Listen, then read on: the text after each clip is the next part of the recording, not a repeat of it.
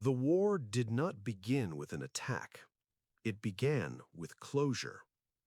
On June 6th, at 0318 local time, Turkish authorities announced the immediate suspension of civilian transit through the Bosphorus for safety inspections.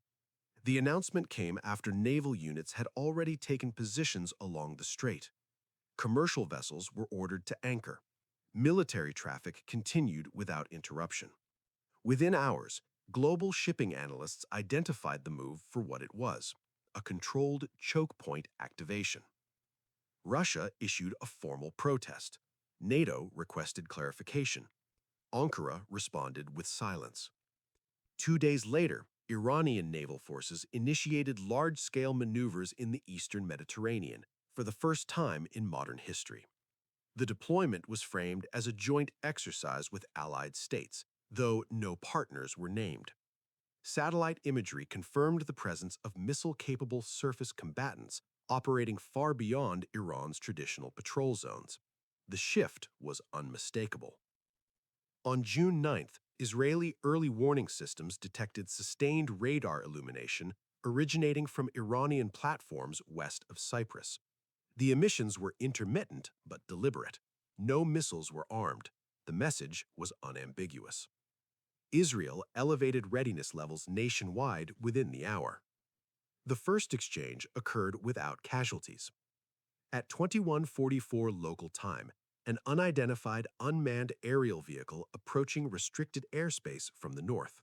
Visual identification confirmed Iranian origin. The drone ignored repeated warnings. It was destroyed by a short-range missile over international waters. Tehran acknowledged the loss but denied hostile intent. By mid-June, regional alliances hardened rapidly. Saudi Arabia placed its Red Sea fleet on continuous patrol. Egypt increased naval presence near the Suez approaches. Turkish surface groups moved south, operating in overlapping patrol zones with Israeli vessels for the first time without coordination mechanisms in place. The eastern Mediterranean became saturated with warships maneuvering under incompatible doctrines. On June 14th, a Saudi-flagged tanker was struck by a limpet mine while transiting the Bab el-Mandeb Strait. The damage was contained. No casualties were reported. Responsibility was not claimed. Insurance markets reacted instantly. Energy shipments slowed within hours. The following night, Iranian-backed forces launched a coordinated rocket barrage toward northern Israel from multiple directions. Air defenses intercepted most of the projectiles. Several impacted open terrain. The strike was limited, calibrated, and deniable. Israel responded before dawn. Precision airstrikes hit suspected launch infrastructure deep inside contested territory. The targets were military. The strikes were public. The threshold was crossed. On June 16th, Turkey announced the activation of a regional maritime security corridor extending across large sections of the eastern Mediterranean. The declaration effectively challenged existing freedom of navigation norms. Several nations rejected the claim outright. Turkish vessels enforced it anyway. The first naval confrontation followed that evening. An Egyptian frigate operating under Saudi coordination encountered a Turkish surface group south of Crete. Maneuvering was aggressive. Fire control radars activated briefly. Helicopters launched and recovered repeatedly. The standoff lasted nearly 5 hours before both sides disengaged. No shots were fired. No one claimed victory. By June 18th, airspace across the region fractured. Civilian flights were rerouted or canceled. Military patrols overlapped dangerously. Near misses multiplied. Pilots reported ambiguous identification returns and inconsistent communication. Discipline held, but margins narrowed. The first confirmed combat deaths occurred on June 19th. An Iranian missile boat operating near the Gulf of Oman was struck by an Israeli standoff munition during nighttime operations. The vessel sank within minutes. Survivors were rescued by nearby ships. Tehran acknowledged the loss the next morning. Iran declared the region under active aggression. Within hours, ballistic missile units across Iran entered visible readiness. Saudi and Israeli forces elevated alert levels in response. Egypt mobilized reserve naval crews. Turkey repositioned air defense assets along its southern coast. By the end of the third week of June, the war had outgrown its triggers. What began as signaling had become engagement. What began as regional pressure was now drawing in every state with a stake in energy, trade, or survival. The Third World War had not announced itself, but it had found its center. By late June, restraint existed only as a talking point in diplomatic channels that no longer influenced events on the ground.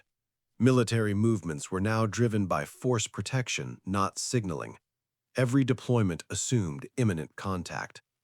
On June 21st at 0452 local time, Iranian ballistic missile units conducted a live fire test into the central Arabian Sea. The missile impacted within its declared zone. The launch was legal. The timing was not.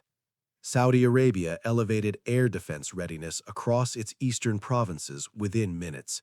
Israeli forces dispersed aircraft and activated hardened shelters nationwide.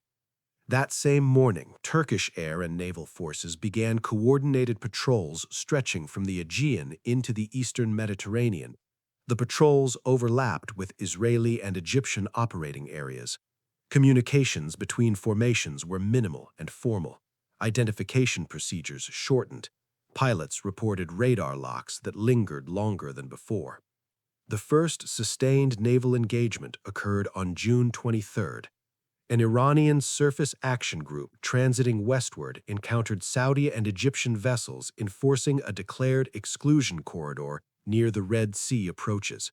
Maneuvering escalated rapidly. Warning broadcasts were ignored. At 1817 local time, an Iranian missile boat launched two anti-ship missiles. One was intercepted. The second struck an Egyptian frigate near the waterline. Damage control efforts failed within hours. The vessel sank during towing operations. Casualty figures were confirmed the following day. Egypt declared the attack an act of war. Retaliation followed immediately. Before dawn on June 24th, Saudi and Israeli aircraft conducted coordinated strikes against Iranian naval infrastructure along the Gulf of Oman. Missile boats were destroyed in port. Fuel depots burned. The strikes were precise and limited. Iran responded with missile launches against military installations in southern Saudi Arabia. Air defenses intercepted most of the incoming weapons. Several impacts caused significant damage to runways and logistics facilities.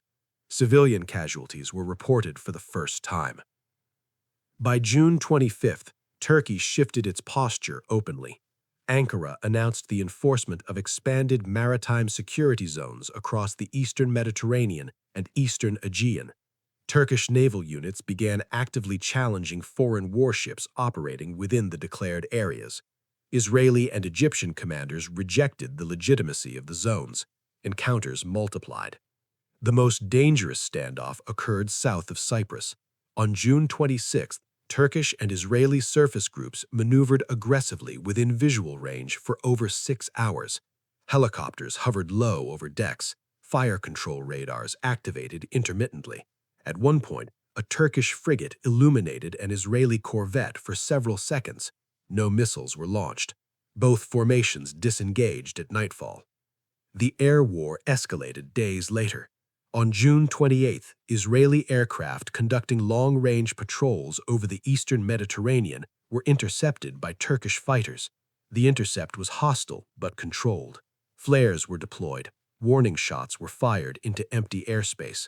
One Israeli aircraft suffered damage from debris during evasive maneuvers and returned to base. Diplomatic efforts collapsed the same day. Emergency talks convened through intermediaries ended without agreement. Language hardened noticeably. Military commanders were granted expanded operational authority across all theaters. On June 30th, the war widened dramatically. Iranian forces launched a coordinated missile barrage targeting Israeli air bases and command facilities. Interceptors engaged continuously for nearly 40 minutes. Several missiles penetrated defenses, damaging infrastructure and causing casualties among base personnel. Israel responded with deep strikes against Iranian military targets, extending farther inland than any previous operation. That night, Saudi Arabia formally declared itself under armed attack. Regional airspace closed almost entirely. Commercial shipping withdrew from the Red Sea and eastern Mediterranean in large numbers. Energy prices surged globally.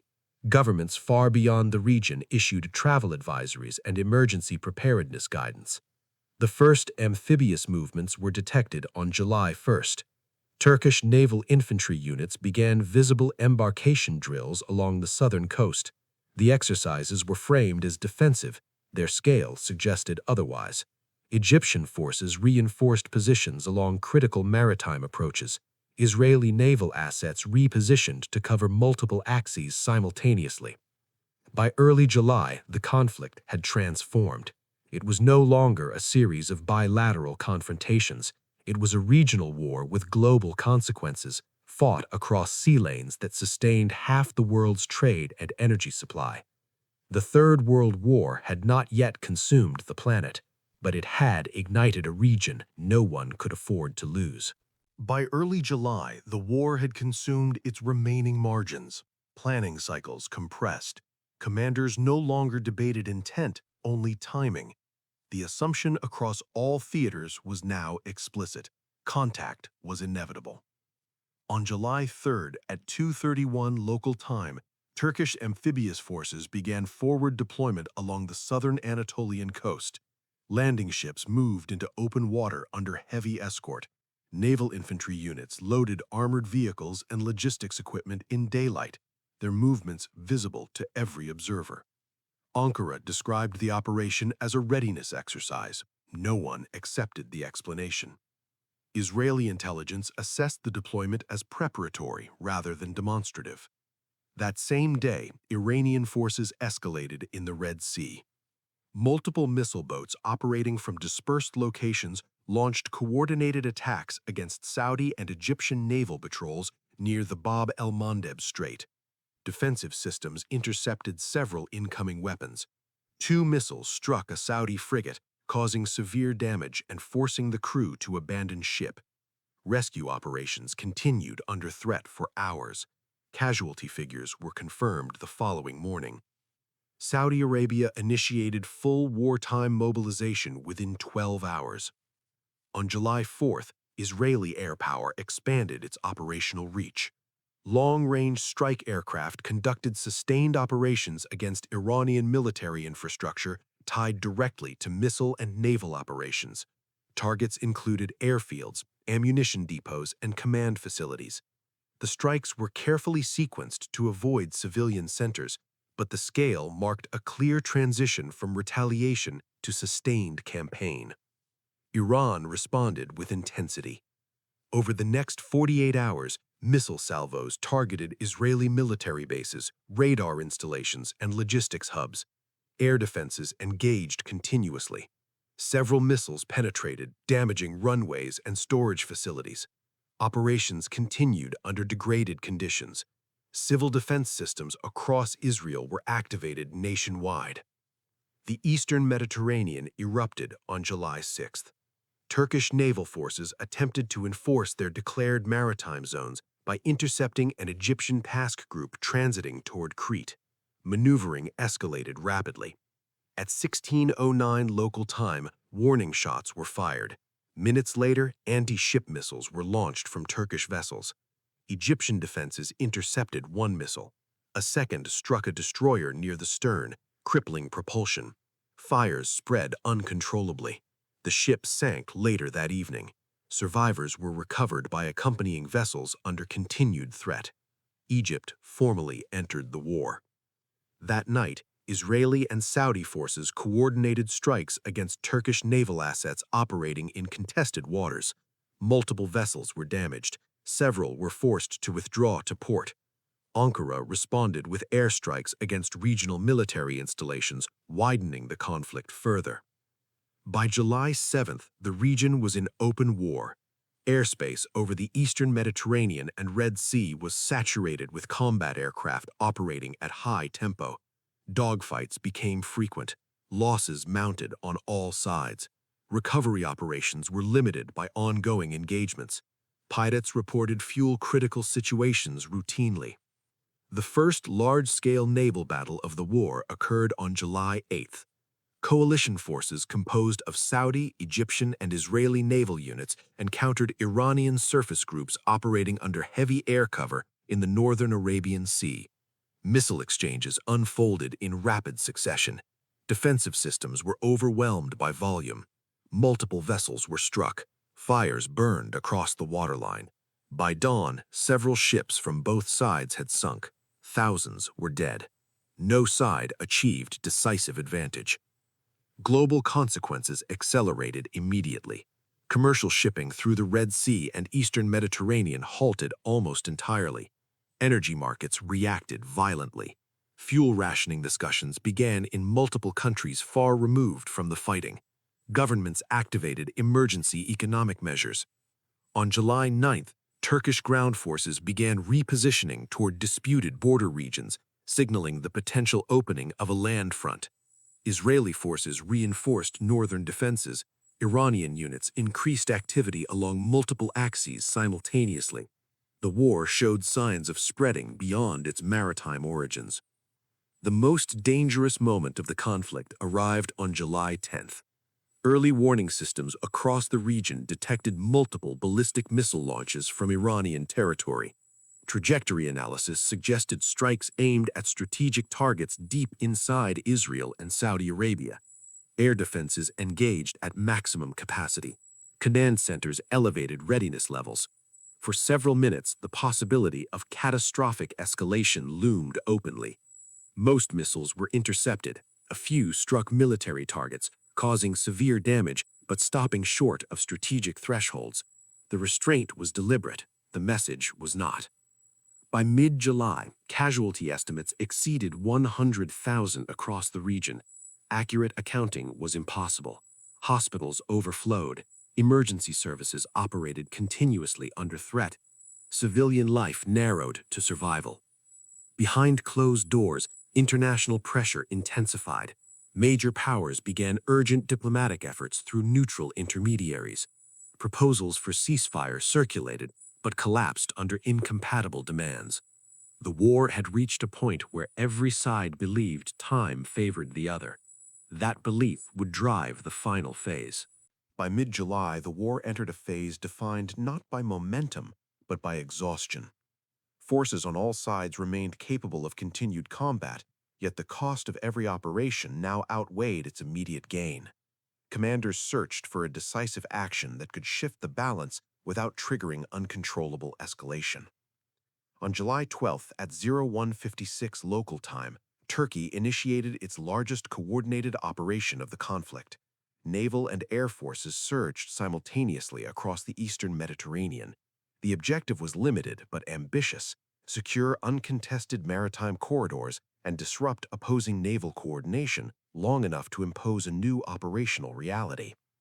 Turkish strike aircraft launched in waves, supported by surface groups advancing under dense air cover. Israeli and Egyptian forces responded immediately. Air battles erupted across multiple sectors as opposing formations collided in compressed airspace. Radar coverage fractured under volume. Pilots operated on abbreviated engagement protocols. Several aircraft were lost on both sides within the first hours. No side achieved air superiority. At sea, the engagement escalated rapidly. Turkish surface groups clashed with an Egyptian-Israeli task force south of Crete. Missile exchanges unfolded in close succession. Defensive systems intercepted many threats. Others penetrated. 2 ships were crippled, one from each side. Fires burned through the night. Damage control teams fought to keep vessels afloat as formations disengaged before dawn. The operation failed to deliver a breakthrough. Within hours, Iranian forces attempted to exploit the distraction. On July 13th, missile salvos targeted Saudi naval facilities and logistics hubs along the Red Sea coast. Air defenses engaged continuously. Several impacts caused severe damage to fuel storage and port infrastructure. Saudi Arabia responded with immediate retaliatory strikes against Iranian coastal installations. The conflict threatened to spiral further. On July 14th, Israeli intelligence detected preparations consistent with expanded missile operations deep inside Iran. Simultaneously, Iranian command elements elevated readiness across multiple regions. The signals were unmistakable. The next escalation would not remain conventional. International pressure peaked. Major powers outside the region initiated emergency diplomatic channels through neutral intermediaries. Messages moved rapidly between capitals, stripped of rhetoric, and focused on one objective: halt further escalation before strategic thresholds were crossed. The first signs of restraint appeared on July 15th. Iran suspended follow-on missile launches scheduled for that night. Israel postponed planned deep strikes. Saudi and Turkish forces reduced sortie rates marginally. The pause was fragile, unannounced, and reversible. At sea, fighting diminished but did not stop. Isolated engagements continued as units disengaged cautiously, wary of ambush. Patrols remained aggressive. No side trusted the lull. On July 16th, a breakthrough occurred not on the battlefield, but in negotiation. Through coordinated back-channel efforts, a framework was established for phased de-escalation. The terms did not resolve disputes or redraw boundaries. They focused solely on cessation, withdrawal of major naval formations from contested zones, suspension of missile strikes beyond immediate defense, and re-establishment of limited communication mechanisms to prevent accidental engagement. The agreement carried no guarantees, but it was accepted. By July 18th, large-scale operations slowed across all theaters. Naval forces repositioned farther from direct contact zones. Air patrols thinned. Missile units stood down from visible readiness. The guns did not fall silent everywhere, but the rhythm of war broke. Casualty estimates exceeded 200,000 across the region. Entire fleets were damaged or destroyed. Ports lay in ruins. Energy flows remained disrupted. Millions were displaced. No side claimed victory. Turkey retained influence over portions of the eastern Mediterranean, but failed to impose dominance. Iran demonstrated reach and resilience, but suffered extensive infrastructure damage. Israel preserved its core security, but at unprecedented cost. Saudi Arabia and Egypt absorbed losses that reshaped their military doctrine permanently. The war ended not with resolution, but with limits. By late July, the world adjusted to a new reality.